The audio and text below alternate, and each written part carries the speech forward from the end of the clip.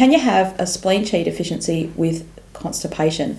This is from a subscriber's question. Hey everyone, welcome back to the Chinese Medicine Podcast. I'm Hopkinson. I'm a herbalist and an acupuncturist. I'm here to answer your questions about Chinese medicine. And today I'm going to answer, can you have a spleen Qi deficiency with constipation?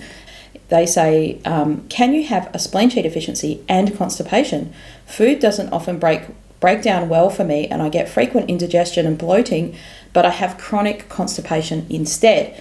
So I'm going to answer this question. Welcome to the channel. If you're new to the channel, make sure you click that little button that says subscribe there, and all your dreams will come true. Not really, but you'll make my life a little bit easier and happier, and we'll all be good. So I'm trying to get to 10,000 subscribers this year. It'd be great if you could do that. Okay, so we're going to talk about spleen Qi deficiency and constipation. Is this a possibility? Now, one of the patterns for constipation can be Qi deficiency. So yes, the answer is yes. Usually spleen Qi deficiency as a standalone kind of pattern doesn't start out with constipation, but you do need Qi or energy to push the stool, like push the bowels out. And so if Qi's weak, there's not enough force to do the pushing motion, and it can actually be hard to get the stools out. So this is the same as with, like, when we talk about diarrhea, there's lots of things within constipation that it could be. So is it like just hard to get the bowels out, but when they come out, they're generally properly formed, or are they very dry and hard to get out? So for sure, there can be deficient types of constipation, and there can be kind of excess types. So like kids tend to get heat situations where their yang kind of flares a bit and they get heat happening, and that dries up the bowels and they can't kind of come out because of that, the heat drying the bowels. And that's more because of children's constitutions and the types of illnesses that kids often get. With adults, we tend to, as we age, we get more deficient, we get weaker. We don't get more Qi, we tend to get less Qi. We have less reserve in the bank, and less kind of, like our savings are kind of going down. And that's the natural part of aging. And so to kind of prevent the constipation that can happen, it's important to make sure that you have a lot of moisture in your bowels, because they can kind of become, you can dry out as you get older. So that's something to remember, and that's a very common pattern of constipation, which is like a dryness type of stool. And that person can have, it comes from having deficiency, so there can be a lot of pushing and it's hard to get out, and it's kind of dry, and that's often a blood deficiency kind of pattern. So it is possible with spleen Qi deficiency, or it is possible also to have two different patterns going on at once. So you could have the spleen Qi deficiency, and if it's gone on for such a long time, your bowels, like I would dare say they probably were loose to begin with, or they could have been looser, and then over time, they can still be kind of loose or unformed, less formed when they come out, but it can be sort of a lot of sitting there and pushing and hard to get out, or only little bits come out at a time, and then or frequency of needing to go, and this feeling of incomplete can also be considered, people consider that constipation. So like you have an urge to go, you go, and you might have to sit there for a while before something comes out, and then you feel like, oh, but I don't feel like it's completely evacuated. So we might call that, in our terminology, not fully evacuated, which means it hasn't all come out. And, a bit of time goes on, and then you kind of go again. Now, sometimes this could be like a person could have a general Qi deficiency, and it could be, they could have a spleen Qi deficiency, but they could also have like other areas in their body that are Qi deficient. So like just generally Qi deficiency often affects your lungs.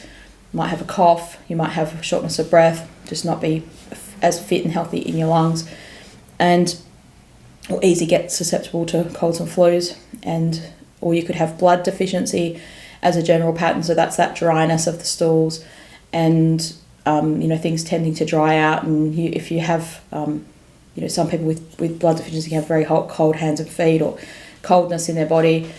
Some people with blood deficiency can get dryness in their hair falling out, or hair being dry, or skin getting dry, or patches of dry skin on their body. So those are all kind of similar things. So one is, to answer your question, it's possible to have multiple patterns going on at once. So in TCM, that's a very common way of diagnosing, like, okay, this person has this group of symptoms and then they have this group of symptoms, and these two things can kind of affect us because over time, if one element or one system of function is not working well, then it's going to affect the others according to the 5-element cycle. So, wood generates fire, for instance. So if there's not enough wood to move qi, like if wood's lacking the movement, then that can be a type of constipation. That could be seen as liver qi stagnation. And then over time, that liver qi can invade the spleen and cause a spleen qi deficiency, but all the while they've still got that liver qi stagnation. And so they can kind of have a situation where it started with constipation and then it could end up over time with loose, with diarrhea, if the liver qi really invaded that spleen and the spleen couldn't defend itself, sort of thing, and was overpowered and ended up getting deficient in that way. So what do we do about constipation? There's two ways of treating it. One is to purge the bowels or move the bowels, and the other way is to moisten the bowels. The moistening the bowels is the most gentle, natural kind of way of doing it, and that's probably the best way to try if you're not sure what the reason is. If you've got really bad constipation and you haven't gone for a few days and you feel bloated and you're all blocked up and stuff, and it generally causes increased peristalsis and gets things moving, and that would be a way of purging the bowels. There are formulas and herbs that can kind of do that. In Chinese medicine, we use those from time to time as those are needed. The other way of moistening the bowels is just literally moisturizing. So the biggest things that do that are seeds and seed-based oils. So like linseed is a good one, sesame seeds. So you can either have a teaspoon of the seeds or a teaspoon of the oil. You don't need to fry that oil or anything. I mean, you can just swallow the oil down if you want. Think about the old days with the castor oil, right? They used to give kids a spoon of castor oil a day. Like, remember those old videos where they'd have all the kids lined up on the stairwell? I think that was in the Von Trapp family thing or something like that, and they'd be like giving the kids, like Mary Poppins kind of thing, here's your castor oil to stop you getting constipated. Because it was a big deal in those days if you got a bowel infection because you couldn't move your bowels as a kid. There wasn't the access to surgery as there is now, and the kinds of treatments are easily available. So they didn't want kids getting constipated, right? And also maybe their diet was lacking in fibre. I'm not sure why they had to give a lot of castor oil at those times. But it's the same principle. So you can use a teaspoon, which is like roughly 3 grams of the seeds or the oil. If that doesn't work, then you could double that up. If that still doesn't work, then that's probably time to see a practitioner. I like to work out, okay, it might not be a moistening the bowels issue. And I mean, even I've had some patients with chronic constipation from blood deficiency where you would use the seed or the seed-based oil type of foods or herbs, and they do need quite a lot of those herbs. One of the commonest herbs that's used in Chinese medicine is Holma Ren, which is the cannabis seeds.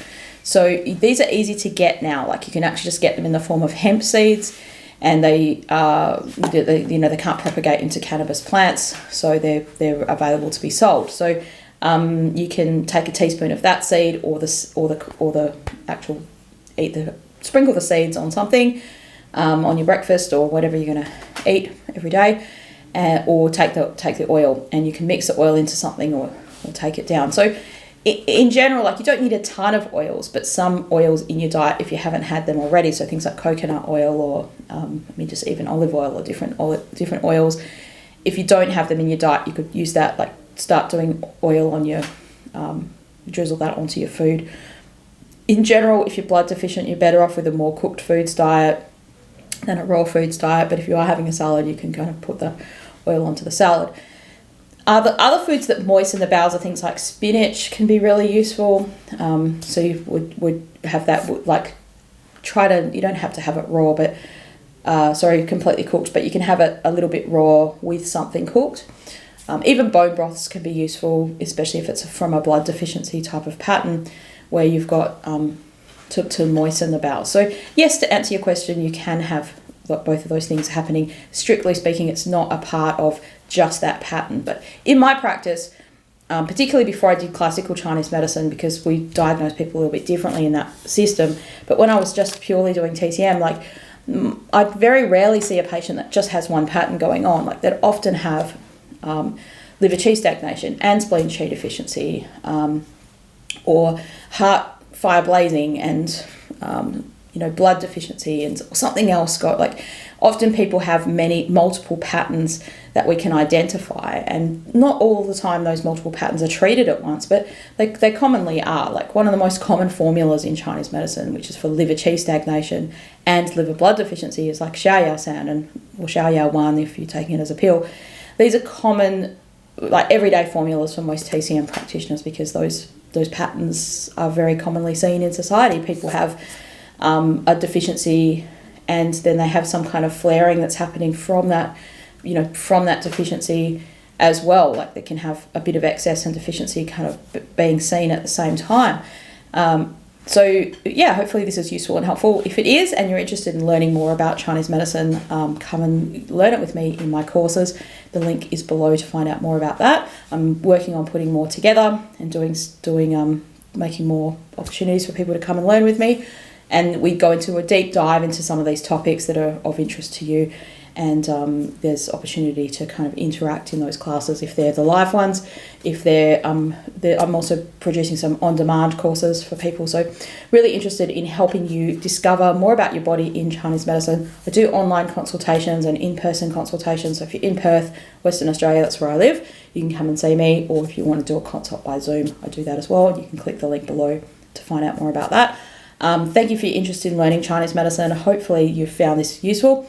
Make sure you subscribe to the channel, and I'll see you again on another video soon. Thank you.